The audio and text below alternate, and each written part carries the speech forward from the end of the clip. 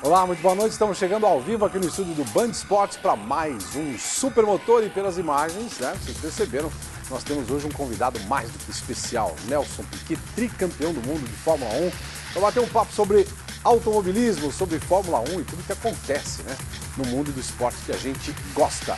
Nelson Piquet, que acabou de chegar aqui em São Paulo, aqui no estúdio da Band, veio do lado do Eduardo Homem de Mello, que está aqui com a gente também. O Edu convenceu ele a vir de moto para São Paulo, mas parece que viagem de motocicleta para o Nelson Piquet não é novidade e também é uma coisa que você gosta de fazer, né, Nelson? Boa noite, obrigado pela sua presença aqui. Boa noite. Não, andar de moto é muito bom, né? Mas nós tínhamos uma viagem muito complicada, essa viagem. Agora que nós, no grupo nosso, 2 motos quebraram e aí atrasou muito a viagem. Foi uma viagem que a gente ia chegar aí, sei lá, 2 horas da tarde para ir pro hotel, tomar banho, depois vir para cá e acabamos chegando direto da autoestrada aqui. Quantas viagens com o Nelson, hein, Edu? Boa noite. Já perdi a conta, boa noite. Eu gostaria de agradecer imensamente a presença dele aqui. Não pode encher muito a bola dele, não, porque senão ele fica muito vaidoso. Nós já fizemos muitas viagens, né? Aquela para Fortaleza, ficou na história, fomos para Vitória depois, fomos para Porto Alegre, fomos para Brasília. É a segunda vez também para Brasília, enfim. Ele deu um tempo agora com viagem de moto e hoje está reestreando. Deu um tempo com viagem de moto? Por quê, Nelson? Não, na verdade não, é falta de tempo mesmo, muito trabalho e aí fica mais difícil. Mas a gente sempre gosta. O bom é programar uma viagem sem dia e hora para chegar, aí é muito bom. Aí você sai nessas umas viagens maravilhosas, saindo de São Paulo, com um grupo grande de amigos, direto, até Fortaleza, de capital para capital. Eu acho que foi uma das viagens mais interessantes que nós fizemos, né? E a participação do Aurélio ficou junto com a gente e tudo, então tinha um bando de amigos, foi muito bom. Viagem memorável. Essa foi. Daquelas que a gente precisa, né, fazer de algum jeito, dar uma forma de registrar, né? Tem um filme, né? Já tem um filme, né? O filme que vocês, para consumo interno do grupo, um filme bem interessante, aliás. Quem sabe um dia aí o Edu dá uma reeditada pra gente, pelo menos tem os melhores momentos aqui da viagem. Mas viajar de moto é muito bom, mas acompanhar automobilismo, aliás, como a gente começou, né? Com imagens aí da história, da participação do Nelson Piquet. Nelson, quantas vezes você já viu essas imagens aí? Dá algum revival? Você já está cansado desse tipo de coisa? Eu não tenho nem mais memória, eu tenho uma longa lembrança, uma pequena lembrança, mas é sempre bom ver, sempre bom aqueles carros antigos, é sempre bom ver quando eu guiei, né, foi uma época minha de muito sucesso e foi muito bom. Você consegue bater o olho aí e saber que corrida que era? Ah, não. Não? Essa aí eu conheço. Essa é da Hungria, quando eu fiz aquela ultrapassagem em cima do Senna. E esse aí foi o primeiro campeonato na África do Sul. Esse carrinho é o que está lá, né? Esse carro está na minha casa. Quando você olha assim, essas imagens de Fórmula 1, é muito diferente o que a gente vê hoje no mundo desse esporte, né? Acho que podemos chamar até de um outro esporte, né, Nelson? Olha, era um esporte onde a importância do piloto não era só guiar. A gente tinha uma importância de trabalhar com os engenheiros e fazer o carro melhor e desenvolver o carro. E hoje não tem isso, porque não tem, hoje entre o carro e o engenheiro tem toda a parte de telemetria e não precisa passar pelo piloto. Naquela época não existia isso, então a gente tinha que dar informação para os engenheiros melhorarem os carros, para os engenheiros acertar o carro de dia para dia. Então a gente estava bem mais envolvido no time, no trabalho e no desenvolvimento que certamente hoje.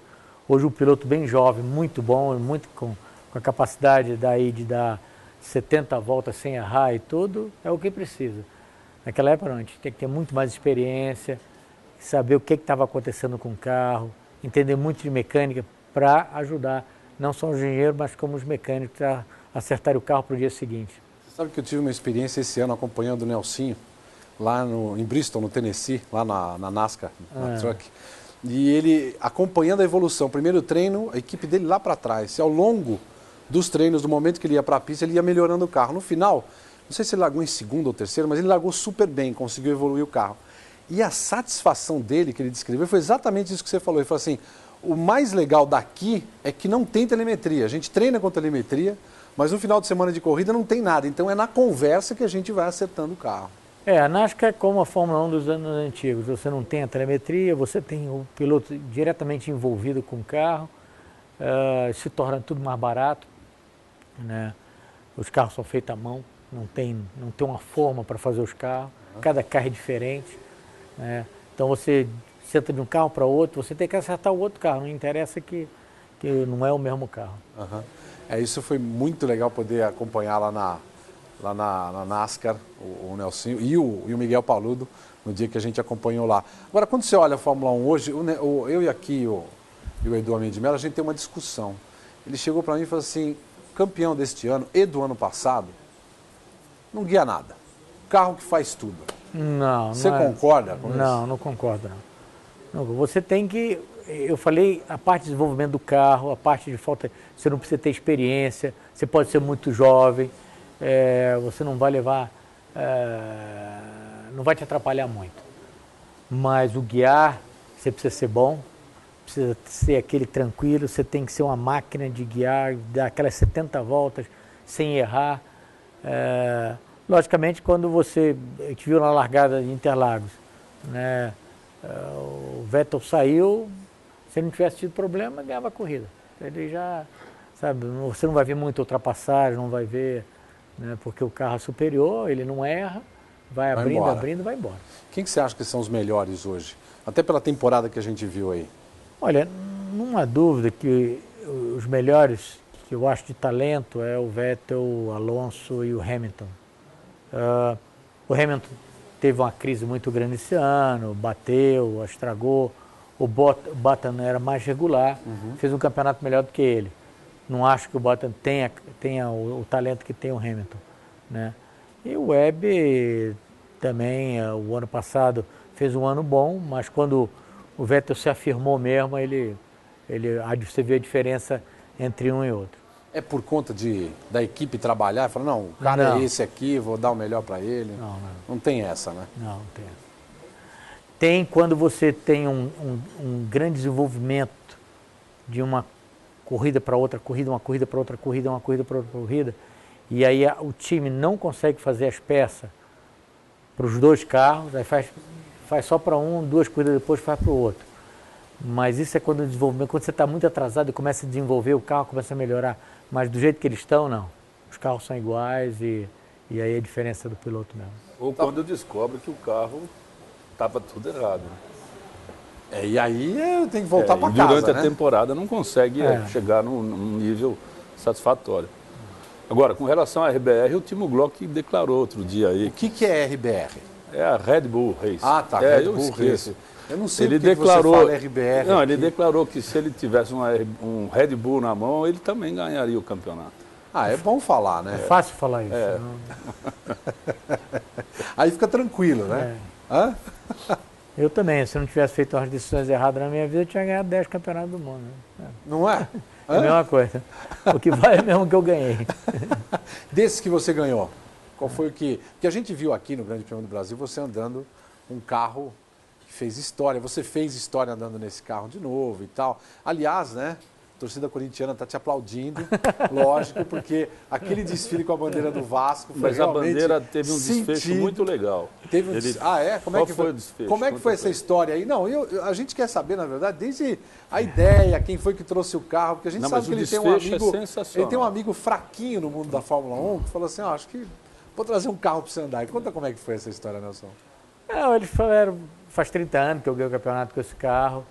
Vamos trazer o carro para você dar uma volta em Interlagos, isso aquilo tudo faz parte de uma promoção.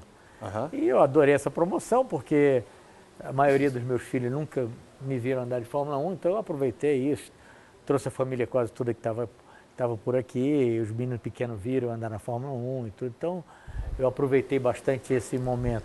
Né? Eles usavam como uma promoção do Gran Prêmio, tudo isso, aquilo, eu usei como uma boa desculpa para trazer, uma boa curtição para trazer a família, guiar o carro, logicamente guiar o carro bem devagar, bem tranquilo, sabe? Curtir bastante e tudo, e depois dei a brincadeira do Vasco, não sou apaixonado por futebol, mas sou vascaíno desde criança. Aí um amigo meu teve essa ideia, eu falei, opa, boa ideia, vamos tirar a câmera. Isso vai ser uma boa brincadeira. Não, e deu para ouvir, você estava com áudio, o pessoal estava te ouvindo, você rindo o tempo todo. Curtiu demais, né? E a bandeira, ele fez uma rifa. A bandeira, nós estamos fazendo uma rifa, que o dinheiro vai ser dirigido para uma